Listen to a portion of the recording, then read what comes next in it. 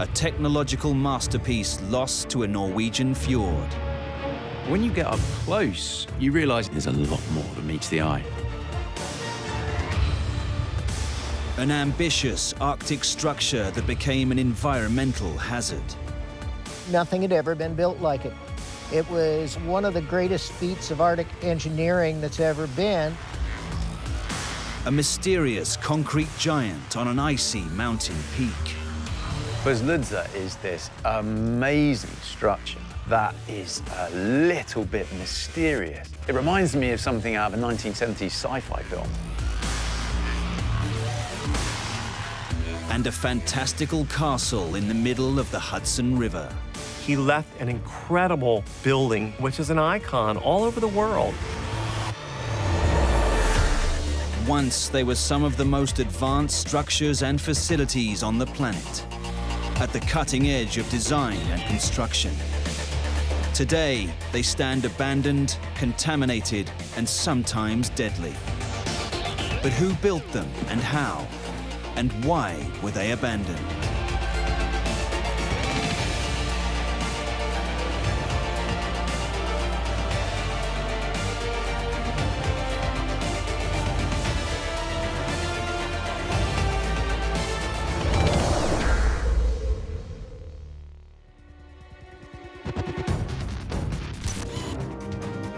Deep beneath the Norwegian fjord, near the port of Narvik, lies a forgotten engineering masterpiece.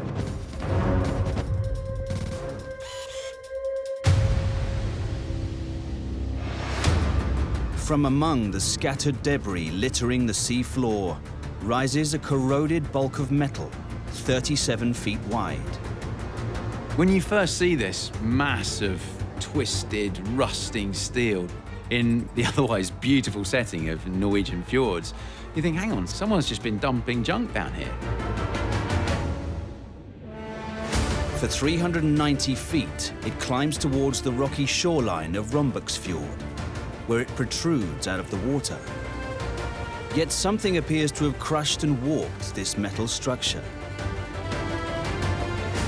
When you get up close and actually you see just how twisted and mangled this massive rusty steel is, you realize it's not just the roof of someone's shed that they've lobbed down there to disintegrate into the seas.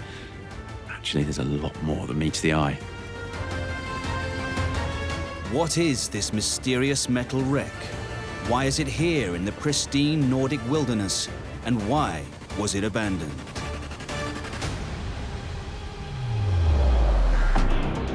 On the 1st of March 1940, Adolf Hitler ordered the invasion of neutral Norway. Looking to exploit the country's long coastline and intent on obtaining essential raw materials for his growing war machine. One of these was high-grade iron ore flowing from the port of Narvik. But these waters were patrolled by Britain's Royal Navy, still the most powerful navy in the world. To compete, the German Navy needed a modern fleet of the fastest and most maneuverable ships, destroyers. Destroyers are not mini battleships. They are, to some degree, expendable weapons with relatively small crews. And they're capable of a multitude of operations. They're an essential part of the Navy. Destroyers were originally developed in the late 19th century in response to the emergence of torpedo boats. Through the interwar years, they were light vessels with little endurance, but packed with armor and capable of high speeds.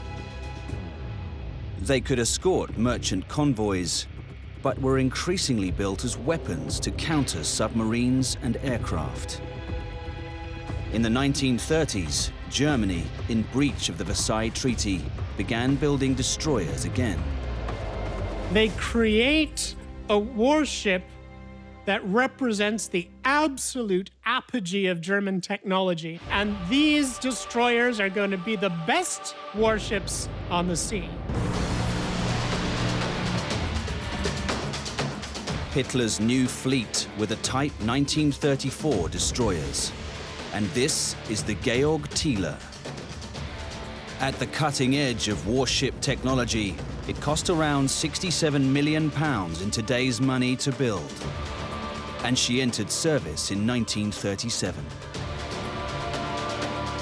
The Georg Thiele was one of the first of Hitler's new breed of warship that he believed was going to win him the war on the waves. It was bigger, it was faster, and much more heavily armed than anything it was going to come up against.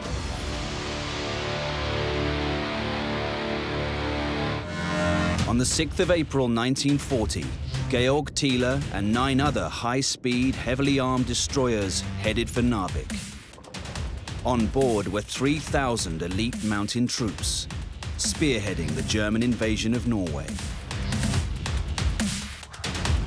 Viggo Kristensen is an author of the epic naval battles that took place at Narvik. They had a very sophisticated machinery, high-pressure boilers, delivering high-pressure steam to the turbines. And that gave the German destroyers very high speed, more than 40 knots. Comparing to the English destroyers, the highest speed was about 32 knots.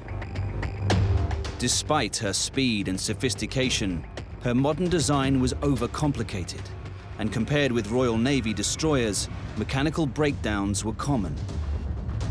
The Germans build warships that, on paper, are excellent, but on the high seas, they just can't perform properly. One of the ship's key design flaws was that she was top-heavy, making her unstable in rough seas. To avoid the threat of capsizing, her fuel tanks had to remain just 30% full at all times. And that wasn't her only weakness. They were so heavy at the front, they'd really dip into the water in heavy weather and take on hundreds of gallons of water. The engines were unreliable, and the guns were too big. Their powerful arsenal consisted of 5-inch guns, 4 37mm anti-aircraft guns, and 8 21-inch torpedo tubes. For all its defects, this was still a fierce fighting machine. On April the 10th, 1940, the 10 destroyers powered towards Narvik. They actually very successfully landed in a surprise attack on Narvik, landed their invasion force, which fairly quickly seized the railhead, and the town of Narvik drove out the defending Norwegians. Yet victory was short-lived. A Royal Navy attack force thundered in to retake Narvik. They're coming with these highly tuned German sports cars of destroyers, and they're coming up against these clunky Royal Navy Land Rover destroyers. And the Germans, they fight very well. The Georg Thiele unleashed hell, taking out one of the Royal Navy destroyers. But outnumbered and in the narrow confines of the fjord, she was unable to take advantage of her superior speed and firepower. Suffering 7 major hits in the process, 14 of her 325-man crew were killed. You're operating in an impossible situation. You're in an enclosed area. You can't effectively use your torpedo, and the British have brought in cruisers and much heavier ships. British firepower sent 6 German destroyers to the bottom of the fjord. Trapped, low on ammunition and fuel, the surviving German destroyers fled. But the Georg Thiele stood defiant, firing her last torpedo as British destroyer HMS Eskimo closed in. Georg Thiele's last torpedo blew the bow off the Eskimo.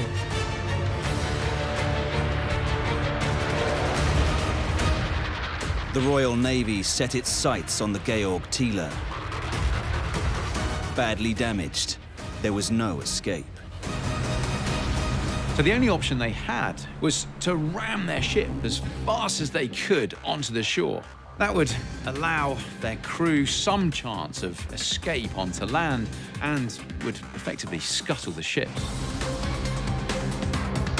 She headed for shore at a speed of 45 knots, beaching herself on Robuk's fjord.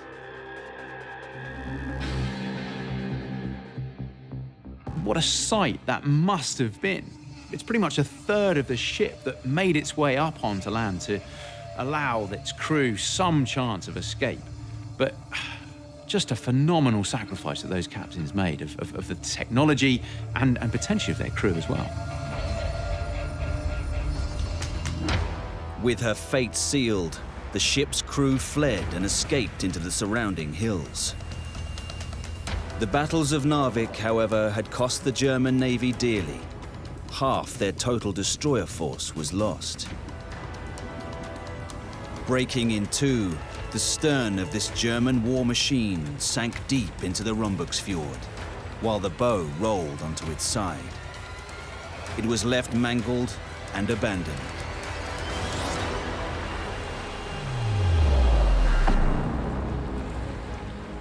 Today, the twisted steel plates of Georg Thiele still lie in this Norwegian backwater. Never able to fully unleash her superior speed, maneuverability, and firepower, she was ultimately defeated by the surroundings in which she fought. Well, in another 20, 30 years or so, it's likely what's left will disintegrate and slip further down and finally come to rest on the seabed, joining its sister ships down there. And maybe that is a more fitting end to the last remaining survivor of Hitler's long-vanished fleet.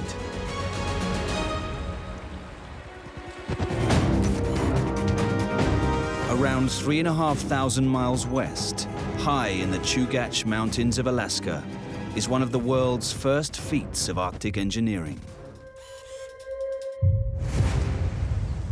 Wedged in a glacier-lined gap, 178 feet above the fast-flowing Copper River, this rusting steel bridge is almost 500 meters in length. Nothing had ever been built like it. It was one of the greatest feats of Arctic engineering that's ever been, and it's been copied many times since. It really required some innovative thinking, and the challenges were pretty demonstrable. Supporting the steel bridge are three huge concrete legs, each 64 feet long and 21 feet thick at the base. To get all of that material in a very pristine Alaskan wilderness is truly mind-blowing. Yet a closer look reveals some unusual elements to this mammoth structure that hint at the unique challenges this construction faced. You have these concrete blocks coming out of the water. Why? What are these concrete wedges? And why was this seemingly intact structure abandoned?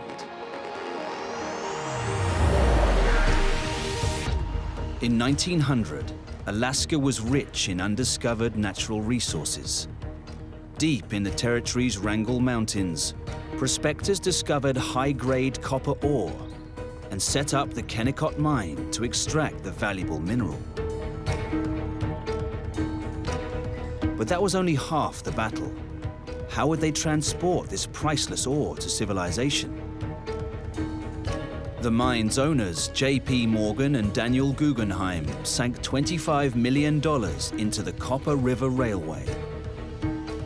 At 196 miles long, the route faced a multitude of obstacles thrown up by the Alaskan climate and landscape. Whenever you have engineering projects in high latitudes, the Arctic regions, Antarctic regions, it's a problem. It might be easier to work there in winter when the ground's more solid. You've got that dynamic problem of a melt season.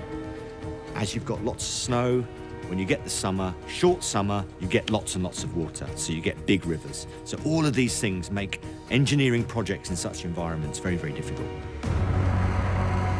Standing in its way were steep canyons, gale-force winds, rivers, and glaciers. In particular, two formidable walls of ice. the Childs and Miles River glaciers. Barely 3 miles apart, they blocked both banks of the Copper River. The only solution was to build this, the Miles Glacier Bridge, better known as the $1 Million Bridge. The $1 Million Bridge is aptly named because that's what it cost to construct. It was a completely unique engineering challenge. Luke Borer is a local businessman and has intimate knowledge of the challenges they faced. It was new technology for everything. Nobody had a glacier on both sides of a bridge that's dumping 1,000-ton icebergs and 100-mile-an-hour winds and 60 below zero temperatures across a river that has a current of 10 knots. Plus the fact access to here was near impossible. This impossible bridge had to be light enough to stretch across the river, but strong enough to take the river's current and the strain of 2 fully loaded trains meeting in the middle of the span.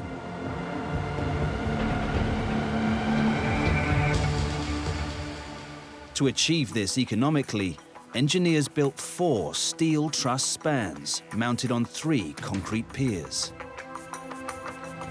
So this bridge is a Pennsylvania truss bridge. Now engineers love trusses because they're full of triangles, and triangles are a strong shape. It also means you've got thinner pieces of steel and you're cleverly channeling loads and forces through it into the foundations to create an efficient structure and a light structure. Construction of the Miles Glacier Bridge began in April 1909. The workers were in a race against time. The melt season released 1,000-ton icebergs that could potentially sweep away all their hard work. They finished in a breakneck 13 months and improvised the structure to deal with these potentially devastating battering rams.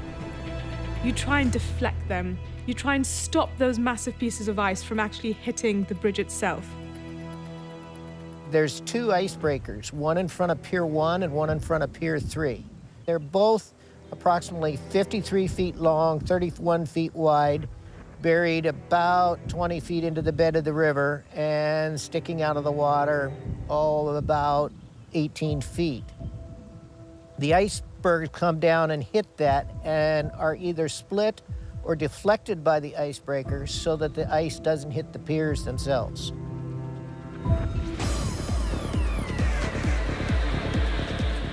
With the bridge complete and now protected, the first 1,200-ton load of high-grade copper ore traveled across the Miles Glacier Bridge in 1911.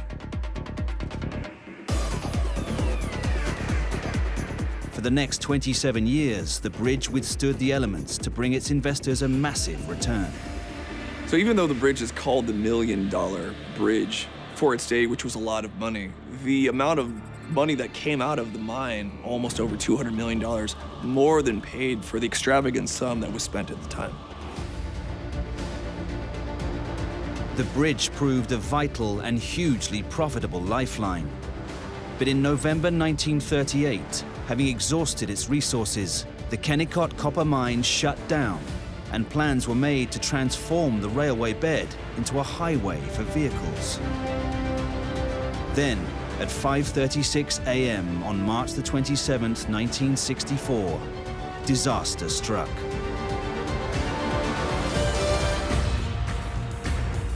The earthquake that struck Alaska in 1964 is recorded as the second largest earthquake ever recorded in human history. Whole communities were destroyed, and 139 people killed in an earthquake with a magnitude of 9.2.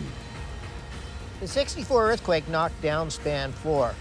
It fell down into the water basically intact, but the reason it fell is the pier supporting it had sliced itself in half because there was no structural reinforcement in the concrete. Armor rails were embedded in the surface of the concrete, running vertically to just above the high water mark. This was to protect it from icebergs. Above these armor rails, the concrete was sheared off by the force of the earthquake. It left engineers grappling with a problem for the next 40 years. If the rest of the bridge collapsed, it could create an environmental disaster, not only blocking the Copper River below, but poisoning its waters with its lead coating. The engineers were torn between repairing or demolishing the bridge, but in the end, its fate was determined by financial considerations. It was less expensive to repair it than it was to take it out. In excess of $100 million was estimated to take the bridge out, and they spent $17 million on phase 1 to fix the bridge. In 2004, work began to rebuild the damaged pier and raise the fallen span back into place. Despite the repairs, the bridge was redundant as the highway it served could no longer reach it. The Miles Glacier Bridge was abandoned.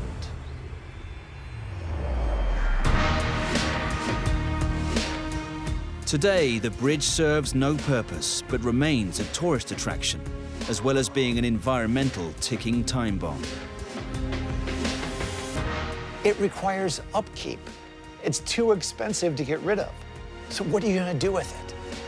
Today, the $1 Million Bridge is literally a bridge to nowhere.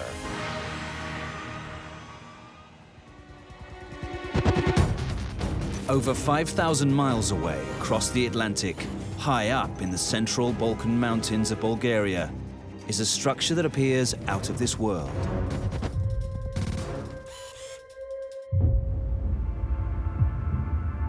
Through the cold, swirling mist, a strange, curved concrete surface emerges, punctuated by oblong openings. An amazing structure that is a little bit mysterious, I think I'd say. It reminds me of something out of a 1970s sci-fi film. Eerie light and haze pierce the decaying copper roof that covers this abandoned 22,500-ton structure. It looks like a UFO or a flying saucer with a concrete spire going above it.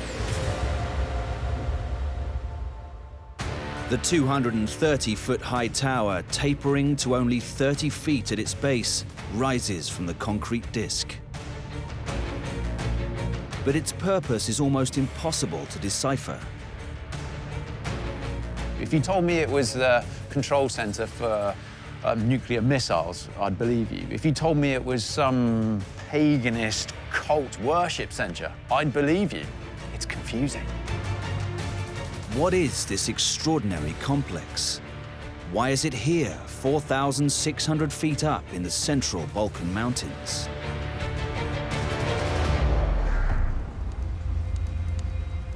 The answer lies behind the Iron Curtain of the 1970s.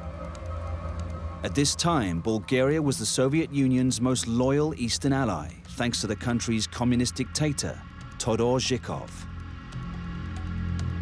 As head of state, he looked to a common cause in Bulgaria's history and a unifying project on a grand scale that would ignite nationalist spirit and unite his people under the communist banner. He chose a site of huge national pride and significance. The location is important to Bulgarians because it's built on the site of a 19th century battle between Bulgarian rebels, which became the Communist Party, and the forces of the Ottoman Empire. After battling against 5 centuries of Ottoman occupation and founding the Bulgarian Communist Party here, this was also the site where partisans lost their lives fighting fascist forces during World War II.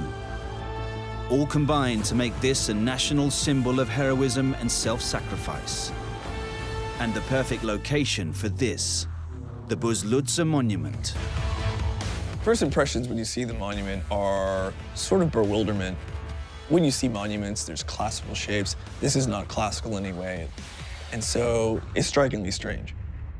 For me, Buzludzha pretty much exemplifies the methods communism used to keep people under the thumb and to exert the power over the people through their brutalistic and oppressive architecture. The project began on the 23rd of January 1974. However, creating such a massive structure on top of this inhospitable mountain range was no easy task. Constructing anything of large size in a remote area is challenging. I think it was sort of classical socialist will that decided, you know, we're going to build this building right here, and no matter what it takes, we're going to cart all this material up this mountain. We're going to dynamite the top off the mountain, and this is what we're going to do, and they did it. 530,000 cubic feet of rock were blasted away to level the top of the mountain, dropping its height by an incredible 30 feet. At such high altitude, the progress of construction was at the mercy of the elements. Workers battled heavy snowfall, high winds, and enveloping mists. They worked around the clock to achieve the build in the narrow weather window from May to September. With such a demanding schedule, a constant supply of materials was vital. Now this thing's made out of concrete, so you need to get the aggregates up there, you need to get the wet concrete up there, you need to mix it up, make sure that it's all, you know, properly molded together. You need to get the formwork up there so that you can actually shape the concrete. It's really a big logistical challenge.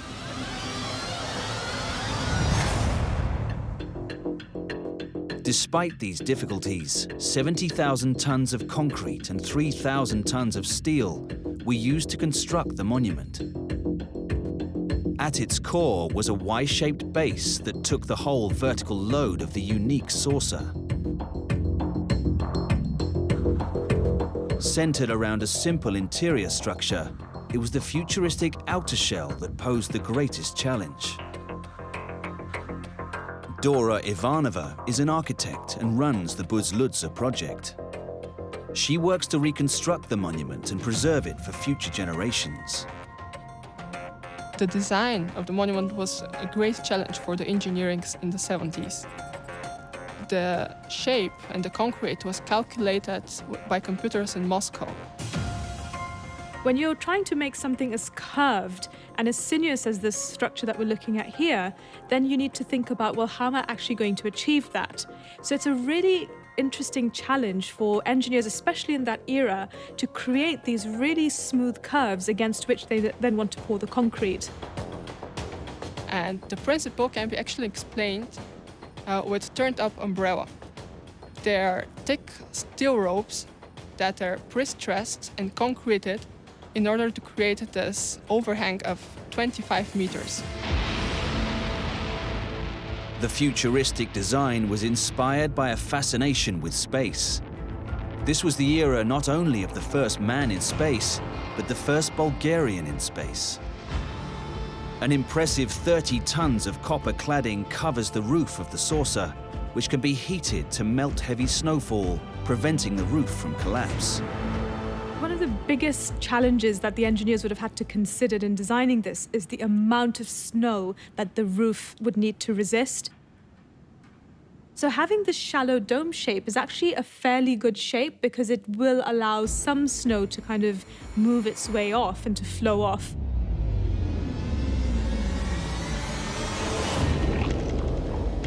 A striking element of this construction is the tower that soars from the mountaintop towards the sky. Its summit takes the load of two 39-feet-high red glass stars, each weighing a colossal 3.5 tons. They were the biggest illuminated stars in the world. They could be seen from hundreds of kilometers away by good weather. No expense was spared on the lavish interior of the structure. From the outside, you see this brutalist concrete version of the Millennium Falcon. On the inside, the feeling's quite different. They used 35 tons of mosaic and stained glass to decorate the inside to give it the atmosphere that they wanted.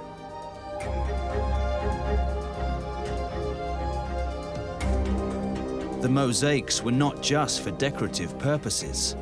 Every element within the monument was a reminder of the communist cause. From the one side could be seen the faces of Lenin, Marx, and Engels, and from the other side, the Bulgarian communist leaders.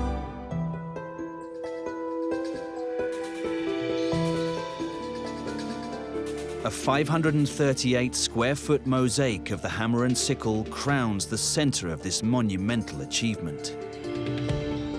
It took 7 years, 6,000 volunteers, and more than £25 million in today's money to construct Buzludzha. The grand opening on the 23rd of August 1981 was attended by the world's top communist leaders. The site was immediately glorified throughout the communist world as a beacon of power. Many of the communist structures that we'll see were almost monuments to either individuals or to military control, to the power of that communist party. They weren't necessarily beautiful, or maybe they were beautiful in their own way. There was certainly a lot of concrete involved. It served as a mecca for communism. Visits had a ritualized character and took the form of an organized pilgrimage. It also doubled as a meeting place for the Bulgarian Communist Party. People were really impressed and astonished by the building. They still remember until today their visits. And in this sense, Buzludzha was a really effective tool of creating communist mythology. For 8 years, it served as the emblem of Bulgarian communism and drew 3 million visitors, all requiring written permission before making the trip. 1989, however, saw the dawn of a new age. It was the beginning of the end for the USSR. And Todor Zhikov's fall from power rendered the Buzludzha monument a relic of the past. With no interest in preserving this symbol of communism, the new regime closed its doors, and it was abandoned.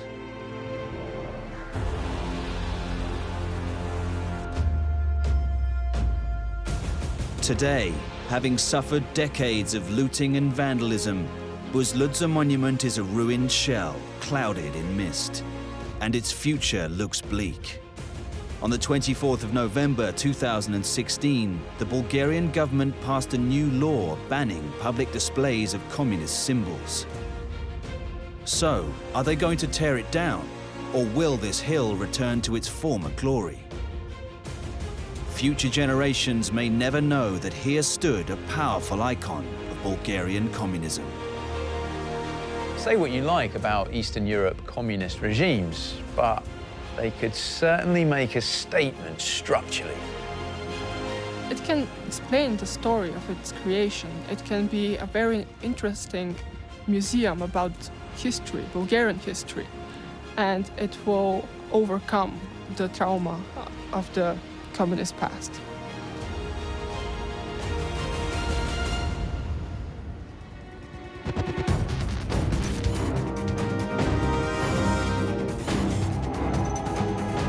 Deep in the forests of upstate New York hides a remote island on the Hudson River.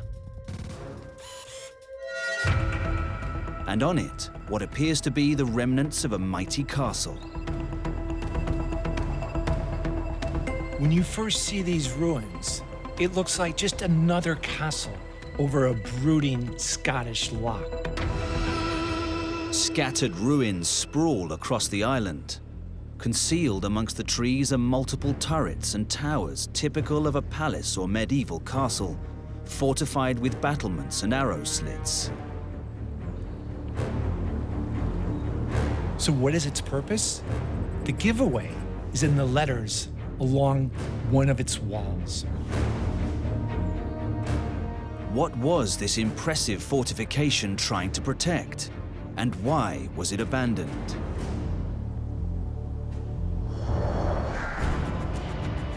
In the year 1900, at the center of New York City, millionaire businessman Francis Bannerman VI ran a successful military surplus empire.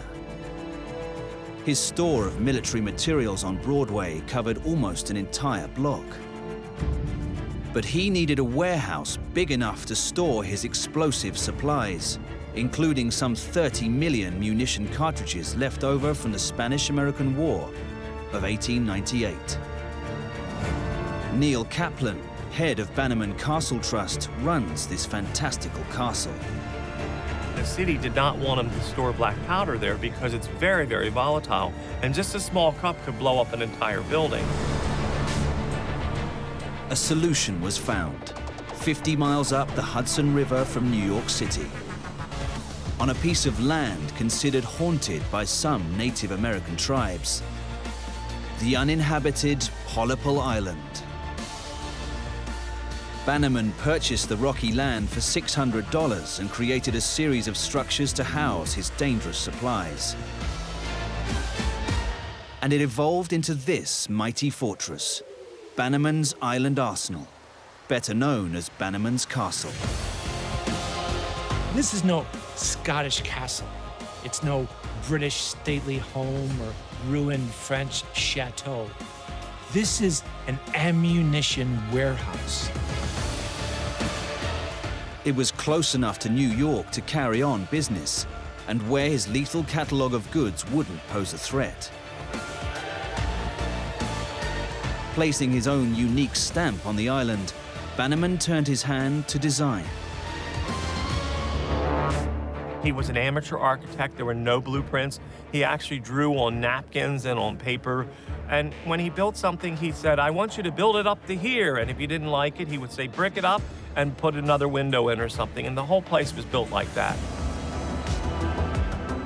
Work began in spring 1901, blasting away tons of rock to create a level platform for a 3-story warehouse. As business boomed, so too did Bannerman's island creation. In 1905, he constructed 2 more buildings and a harbor wall to receive and store his expanding arms empire. Rather than design them in simple fashion, he wanted something far more elaborate. And he drew on his family heritage for inspiration. If I just passed by Bannerman's castle randomly and I didn't know where in the world I was, I'd look at the kind of quite classic, traditional stone appearance of it, the fact that it's quite castle-like, and I think I'm in northern Scotland somewhere. Why did Bannerman design the building like he did? Well, he was a proud Scot, and he was paying homage to his homeland. So anything he could use to make the structure look sort of castle-esque, that's what he wanted to do. His building methods were anything but ordinary. To create the harbor, he sank multiple barges filled with junk and rubble to act as foundations. Frank Bannerman was a practical businessman who made his fortune selling junk. What does that mean? It means he never wasted a thing. If he couldn't sell it, he used it. Old bedstands, pieces of Battleship, he used them to reinforce his building. Incredibly, his unconventional approach to building also extended to all of the structures on the island. When you think about the way this building's actually been put together, which is a complete mishmash of all kinds of different materials, with a bit of brick and a very thin layer of concrete actually surrounding that, I mean, that sounds questionable enough for someone to live in or to reside in, but then you put explosives in there, and I think that that's quite frankly a terrible idea.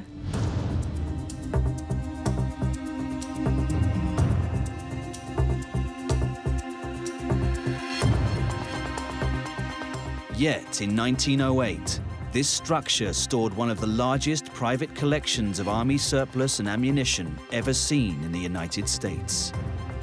In this respect, Bannerman was a pioneer. Army surplus stores were everywhere today, but that wasn't always the case. It's thanks to Bannerman. He's the one who bought this stuff. Nobody else cared. And before long, Hollywood, Broadway, they're turning to him, and him only, for their props. Bannerman's military equipment and uniforms filled the sets of Broadway and Hollywood. But to be closer to all his new ammunition, Bannerman moved his family into his own purpose-built castle. Its amateur construction and explosive stock, however, was a recipe for disaster. It was a ticking time bomb. You realized, this is not the work of a master craftsman. This has a flavor of DIY to it. And that's what's so interesting. From a distance, impressive. Close up, not so much. I love the idea of taking scrap bits of metal and material and making something fantastic out of it. The one thing I wouldn't recommend is doing that on a structure. Because ultimately, if you're going to live in there, it needs to stand up. I definitely wouldn't want to live there. Francis continued building and enlarging the complex until his death in 1918, when the business passed to his wife, Helen. Then, on the 15th of August, 1920, disaster struck. His wife was here, Helen Bannerman. She was up at the residence, sitting in her hammock, and as soon as she got up, she went into the house to get a cup of tea. She turned around, and the building blew up, and a piece of that building went right in the hammock where she was sitting.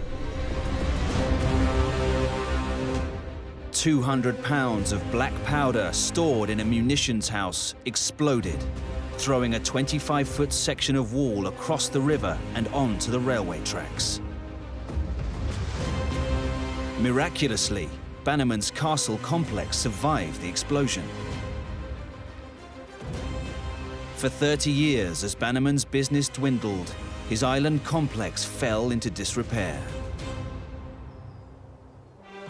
Then, in 1969, a catastrophic fire that burnt for 3 days sealed its fate. Bannerman's castle was abandoned.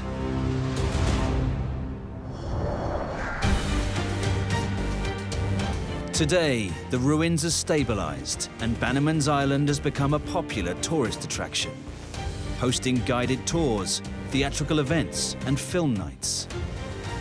Francis Bannerman's fantasy castle continues to fascinate all those who visit. He left an incredible building here, which is an icon all over the world. People come and ask about Bannerman Island. Clearly, Bannerman's building is in a state of disrepair. It will require millions to restore, but I think we should make the effort because this is a slice of history that, well, frankly, I don't think should be forgotten.